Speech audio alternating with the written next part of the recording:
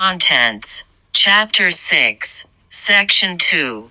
The extraordinary relation between the Master and Narendranath. 1. The Master's words about Narendra's greatness. The Master's keen insight readily detected from the beginning that Narendra's pure mind and heart were always actuated by high ideals, in whatever work they were seen engaged at any time. This was why the daily behavior of the Master with Narendra had a rare delicacy about it. The Master, who himself observed many rules regarding eating, drinking, sleeping, walking, etc., as well as meditating, counting the beads, etc., in order to encourage his devotees to do likewise, lest their devotion should suffer, used to say unhesitatingly again and again in the presence of all, that no harm would befall Narendra if he did not observe those rules. Narendra is eternally perfect. He is perfect in meditation. The fire of knowledge, ever ablaze in him, reduces to ashes all blemishes pertaining to food. 1. His mind, therefore, will not be tarnished or distracted even if he takes whatever he likes at any place and from any person. He daily cuts to pieces Maya's bondages with the sword of knowledge. Mahamaya, therefore, fails to bring him under her control. Ah, how profuse were the Master's expressions of praise for Narendra, which kept us mute with surprise. 2. The Master gave Narendra the food brought by the Marwari devotees.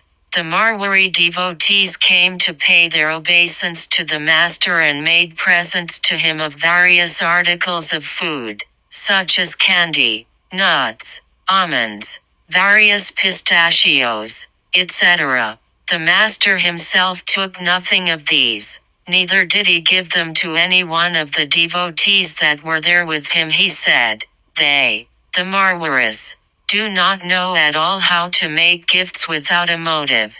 At the time of offering even a roll of betel to a holy man, they attach to it prayers for the fulfillment of a large number of desires. This does a good deal of harm to one's devotion when one takes food given by such persons." The question, therefore, arose what should be done with the things given by them.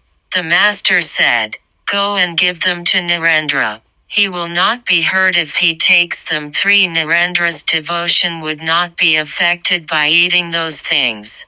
Narendra one day took his meal in a hotel and came and said to the Master, "Sir, today I have eaten in the hotel what all people call forbidden food." He knew that Narendra said so, not because he wanted to get credit for his act, but in order that the Master might be forewarned, if, on the score of Narendra's act, he had any objection to touch him or use the utensils like water pots, cups, etc., that were there in his room. Out came the reply from the Master, "No blemish will touch you on that account. If anyone eats pork and beef but keeps his mind fixed on the Divine Lord, it is like taking the sacred Havishaya. On the other hand, if anyone eats greens and vegetables but is immersed in worldly desires, it is not in any respect better than eating pork and beef. I don't consider it wrong on your part, this taking of forbidden food, but had any one of them, pointing to all others, come and told me so, I could not have even touched him." For Narendra made progress on account to the Master's love for him and surrendered himself to him. It is almost impossible to explain exactly to the reader the love, praise and liberty in all matters that Narendra had from the Master since they met for the first time. It is doubtful whether a parallel to this behavior in which the teacher leads a large-minded disciple with so much reverence for his internal powers, can be found anywhere in the whole spiritual history of the world. The Master could not remain satisfied without speaking out all his innermost thoughts to Narendra. He wished to consult him on all matters. He made those persons who came to him argue against him and thus tested the strength of their faith and intellect. He never requested him to accept anything as true without thoroughly testing it.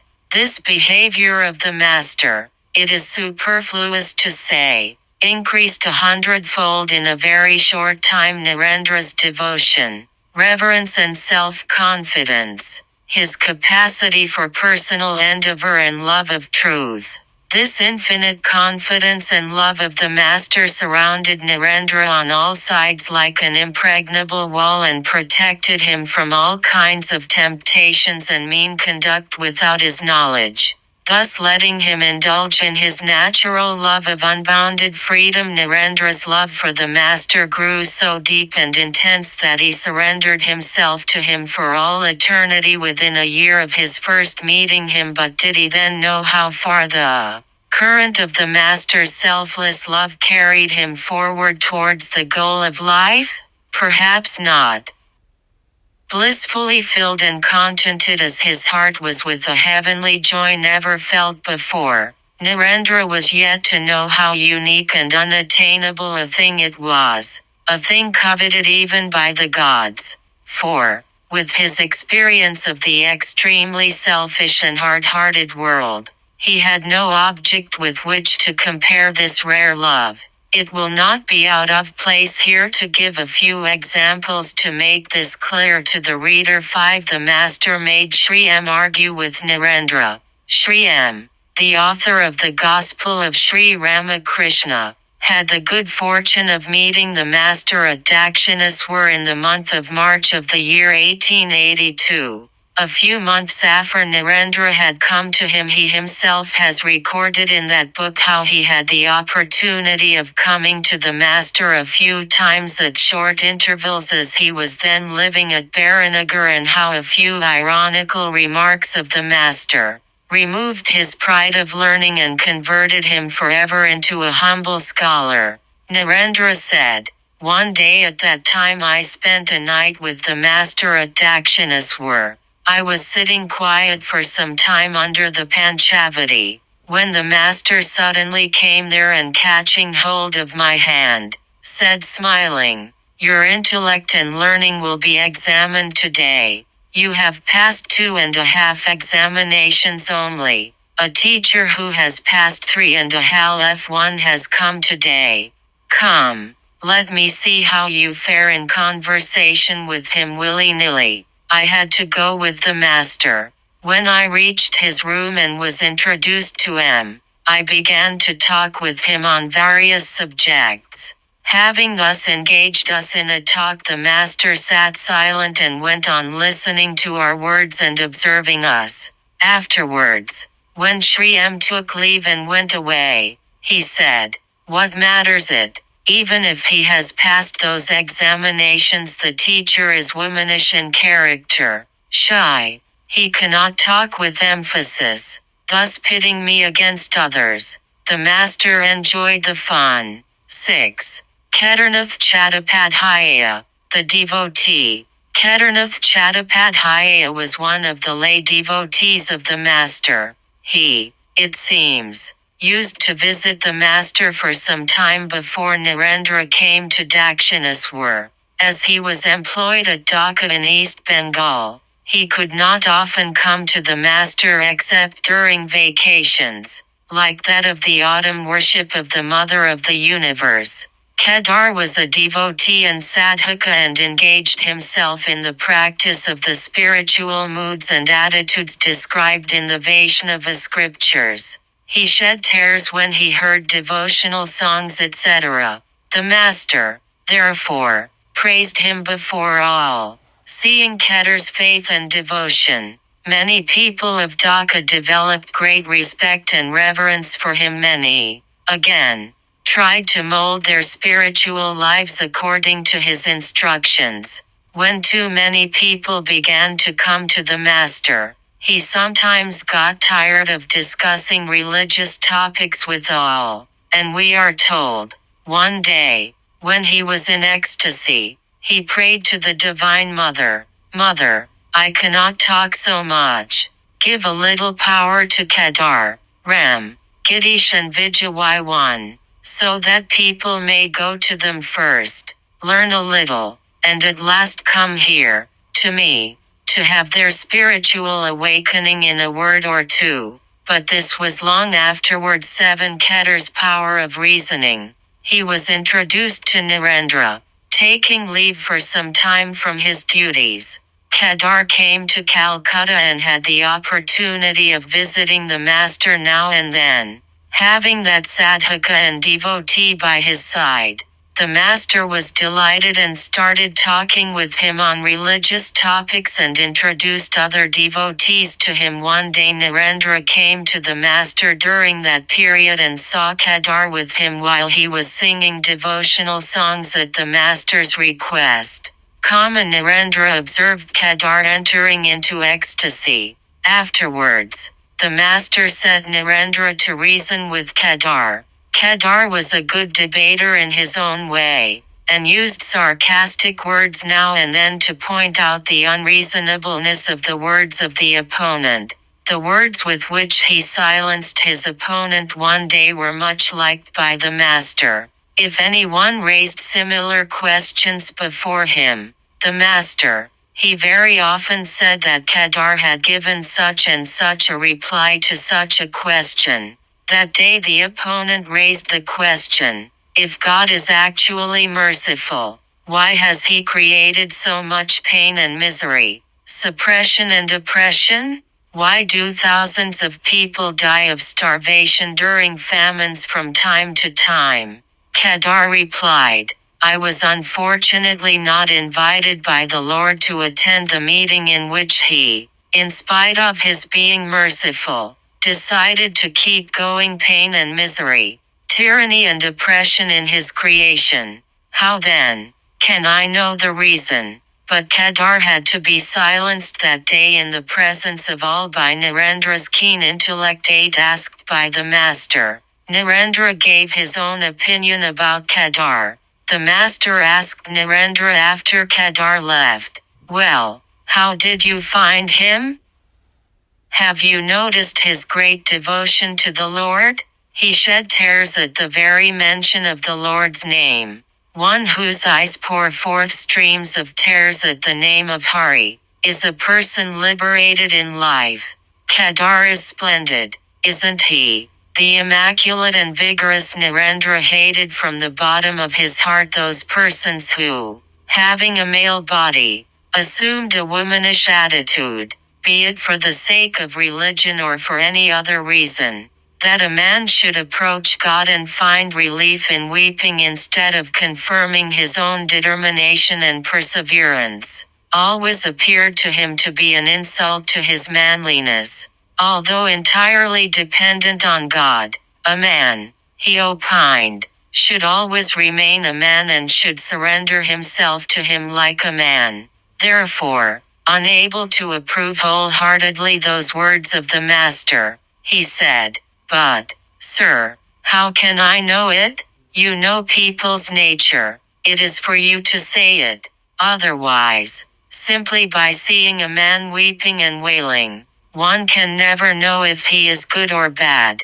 If a man gazes at a point intensely for some time, the lacrimal ducts and glands are strained and tears flow. Again, most of those who weep singing or listening to songs describing Srimati's separation from Sri Krishna, do so, there is no doubt, by remembering their own separation from their wives or by ideally placing themselves in that condition. People like me, perfectly unacquainted with that condition, will not easily feel inclined like others to weep even when listening to Mathur Kirtan 1, noted for its pathos. Thus, when asked, Narendra always gave his independent opinions fearlessly to the master on matters he knew to be true. The master too was always pleased with this, and was never displeased. For, the master who knew people's hearts, certainly felt that Narendra, to whom truth was life, had not on his conscience the slightest burden of a trifling fib, or, as the master would himself put it, He had kept the inner chamber of his mind clear of dubious expressions. 9. Narendra scolded Rakhul for worshipping God with form. Rakhul was afraid. They were reconciled by the master. Narendra had joined the Brahmo Samaj shortly before he met the master. He had then signed the pledge of the Brahmo Samaj to the effect that he would believe in the only God who is one and formless, and worship and meditate on him alone. But the idea of becoming a ritualistic Brahmo by adopting the social usages and customs prevalent in the Samaj never crossed his mind.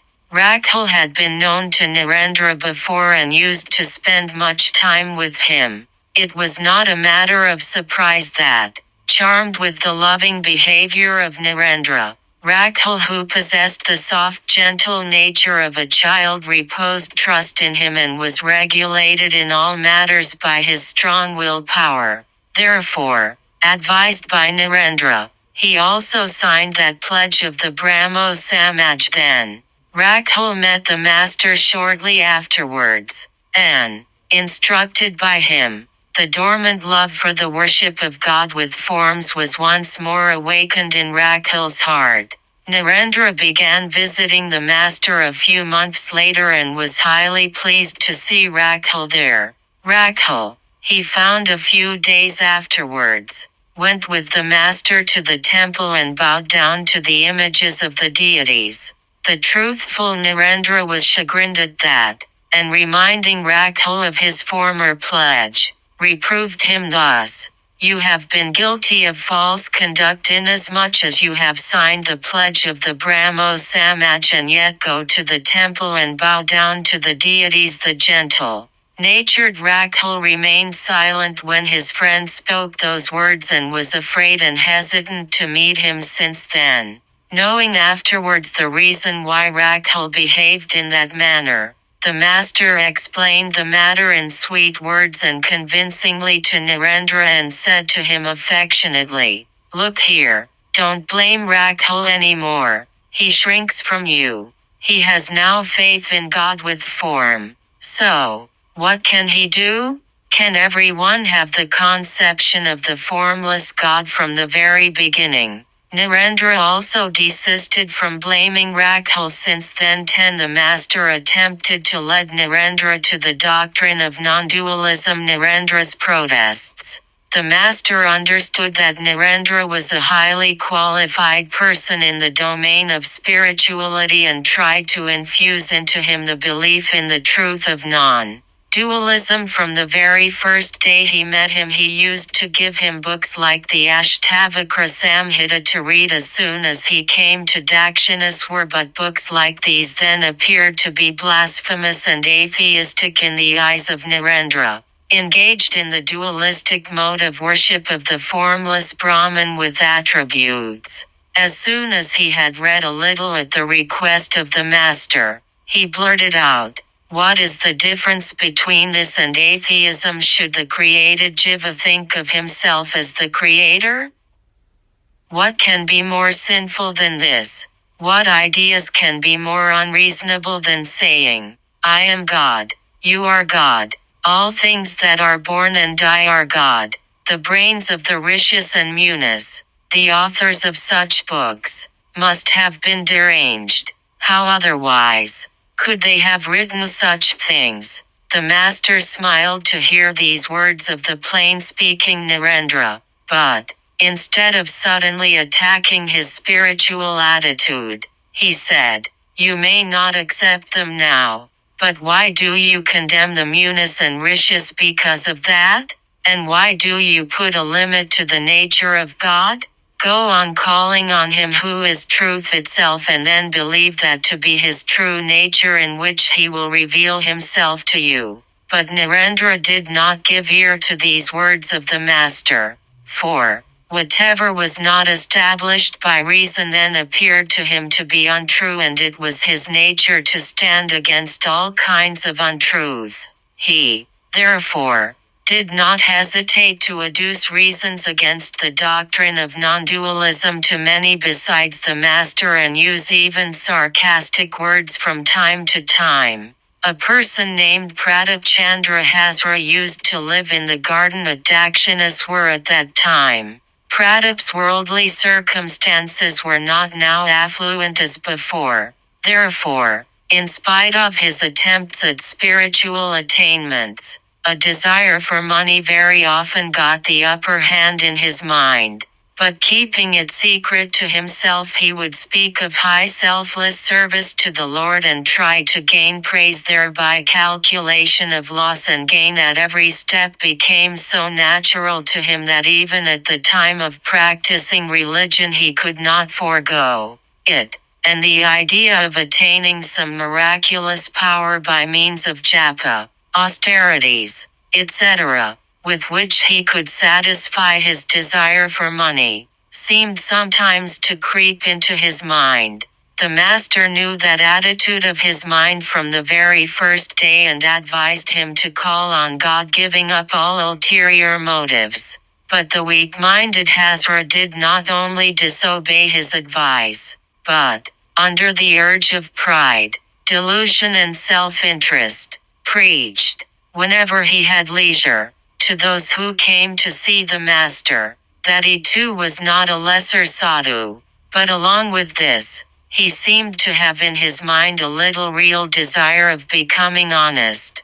This was evident from the fact that although the master knew of this conduct of his and although he sometimes scolded him sharply for it, he did not drive him away from there once for all. But he warned some of us against mixing much with him, saying, "That fellow, Hazra, has a great calculating mind. Don't give ear to him." 12. Narendra was pleased with Hazra's intellectual capacity. With other good and bad qualities, Hazra had a sceptical temperament. Compared with other persons of similar education, he was quite intelligent. Therefore, he could understand a little of the discussion on the doctrines of the Western agnostic philosophers carried on by English-educated persons like Narendra. The intelligent Narendra was, therefore, pleased with him and spent at his convenience an hour or two in conversation with Hazra whenever he came to Dakshineshwar. Hazra, of course, had to bend his head before Narendra's keen intellect. He listened with great attention to Narendra's words and sometimes prepared a smoke for him, seeing that attitude of Narendra towards Hazra. Many of us said jokingly, "Mr. Hazra is Narendra's friend. 13. How the master behaved during Narendra's visits to Dakshineshwar.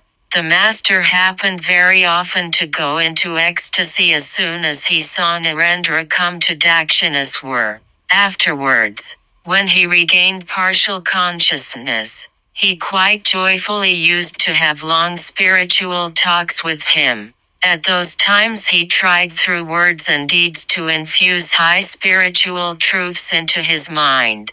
Now and then he would feel like hearing devotional songs, but as soon as he heard the very sweet voice of Narendra, he would enter into ecstasy once more. But Narendra's songs would not stop on that account. He became absorbed and went on singing songs, one after another, for a few hours. When the master regained partial consciousness, he sometimes requested Narendra to sing a particular song, but he would not be fully satisfied till at last he had heard from Narendra the song, "Thou art whatever there is." Afterwards some time was spent in talking about various hidden truths of the non-dual doctrine, such as the difference between Jiva and Isvara, the real nature of Jiva and Brahman, and so on and so forth.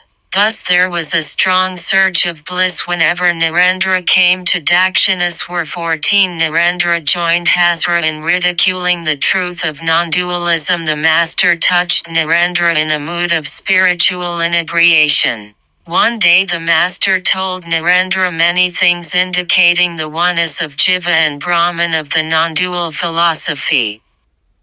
Narendra heard those words, undoubtedly with attention, but could not comprehend them and went to Hazra at the end of the master's talk. Smoking and discussing those things again with Hazra, he said, "Can it ever be possible that the water pot is God? The cup is God. Whatever we see and all of us are God." Hazra also joined Narendra in ridiculing the idea and both of them burst into laughter. The master was till then in the state of partial consciousness. Hearing Narendra laugh, he came out of his room like a boy with his cloth in his armpit and, coming to them smiling, said affectionately, "What are you both talking about?" He then touched Narendra and went into ecstasy 15 as a result. Narendra had a wonderful experience. Narendra said to us afterwards, "There was a complete revolution in the state of my mind in a moment at the wonderful touch of the Master. I was aghast to see actually that there was nothing in the whole universe except God. But I remained silent in spite of seeing it, wondering how long that state would last. But that inebriation did not at all diminish that day. I returned home. It was all the same there. It seemed to me that all that I saw was He. I sat for my meal when I saw that all food, plate, the one who was serving as well as I myself, were nothing but He. I took a mouthful or two and sat quiet. My mother's affectionate words, 'Why do you sit quiet? Why don't you eat?' brought me to consciousness and I began eating again.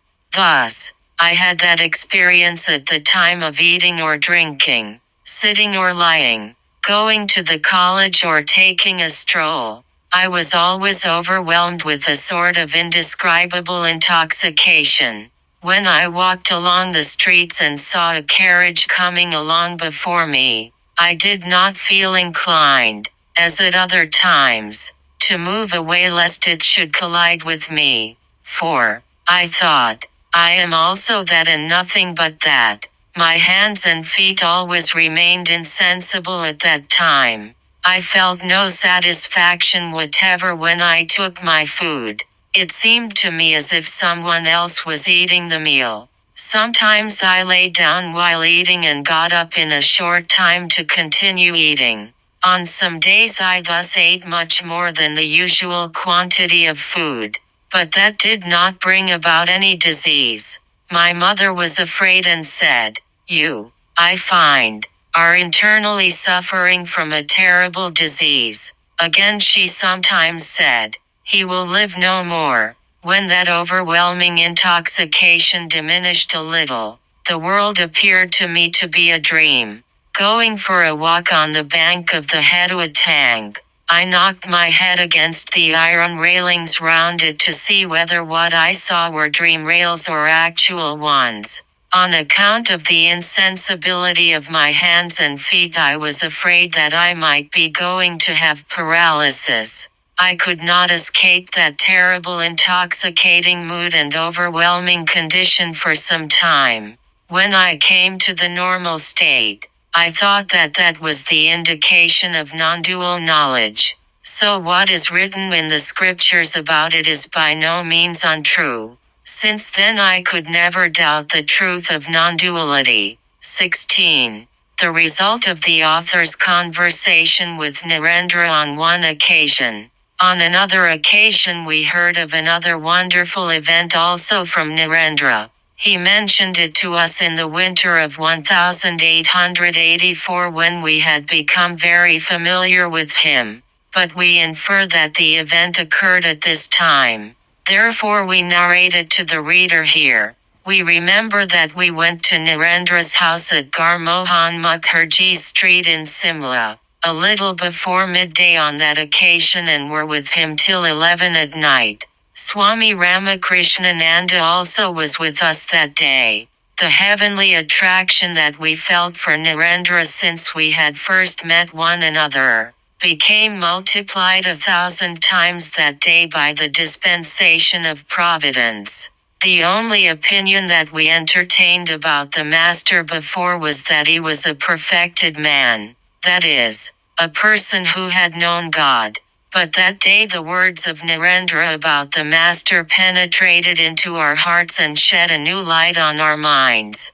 The extraordinary events, like those recorded in the biographies of great souls, the teachers of the world, such as the holy and glorious Jesus, Chaitanya and others, which we had read about and had been disbelieving so long, were, we understood that day, taking place daily in the Master's life. He granted devotion to those who had taken refuge in him, by a touch or by untying at will the knots of their past impressions. He made them enter into ecstasy and realize divine bliss. Or he changed the course of their lives into spiritual channels in such a way that the realization of God followed very soon and they were blessed for all eternity. Narendra, we remember, took us for a walk at dusk that day to the banks of the Hedua tank while relating the divine experiences he had had in his life by the grace of the Master. Immersed in his self, he remained silent for some time and at last there burst out in a song sung in his charming voice the wonderful bliss of his heart. Gora Ray distributes the wealth of love. Nitai Chand calls come, come, come, O you, who long to have it. Jarfils of love are being poured out, yet it does not get exhausted. Santipur is being flooded and Nadia is swept off. Nadia is swept off by the current of Gaura's love. 17. Narendra mentioned a wonderful incident. The song came to an end. In a soliloquy, as it were, Narendra said gently, he is actually distributing love. Gaura Ray is bestowing love, devotion, divine knowledge, liberation and whatever else one may desire, on whomsoever he likes. Oh, the wonderful power! He sat silent and motionless for a while. I was lying on my bed at night with the door of my room bolted from within, when he suddenly attracted me and took me, the one that lives within this body, to Dakshineshwar, giving a great deal of instruction to me and talking on various subjects. He allowed me to return. He can do anything he likes. This Gaura Ray of Dakshineshwar can do anything. 18. Entering the author's house, Narendra had a unique experience. The darkness of dusk had intensified into a jet-black night. We could not see each other, nor was it necessary, for the glowing mass of Narendra's spiritual emotion had entered deep into our heart and produced such an intoxication in our mind that even its frame, the body, was actually reeling and the real world existing so long had, as it were, receded to a realm of dream. Moreover, the truth that under the impulse of pure, unalloyed grace the infinite God appears to be finite as a human being, sets in motion the wheel of religion, destroying the bondage of the past impressions of thousands of jivas. The truth which, according to the majority of the people of the world, is but a fib of the imagination, then stood revealed to us in its living, blazing form. How time slid away we did not know, but suddenly we heard the clock strike 9. I was reluctantly thinking of taking leave of Narendra, when he said, "Come, let us go. I'll accompany you for a short distance." As we were going, similar interesting topics were started and we became soon absorbed in them. It occurred to us when we reached home near Champadala, that it was foolish on our part to have let Narendra come so far. Therefore, inviting him to the house, we asked him to take a little refreshment, which done, we accompanied him up to his house, and returned. I remember distinctly another incident of that day. As soon as he entered our house, Narendra stood motionless saying, I feel I have seen this house before. I find everything here is all known to me. All the rooms and the ways leading to them are all fully known to me. Oh, how strange and wonderful. The reader might remember that we described before in another place that Narendra had such experiences in his life from time to time and what he said about the cause of such phenomena. So we do not repeat them here. Footnote 1. The Hindu believes that each article of food that he takes builds not only his physical being, but also his moral and spiritual being, by increasing or decreasing the lethargy, energy and keenness of the mind and the sense organs. Tr1. Narendra was then studying for his BA examination and Sri M had passed that examination and was studying law, BL. The master put these facts in that way. 1. Kedamuth Chattopadhyaya, Ramchandra Datta, Girish Chandra Ghosh and Vijay Krishna Goswami. 1. Describing the intense pang of separation of the gopis of Vrindavan at the departure of Krishna to Mathura. Tr.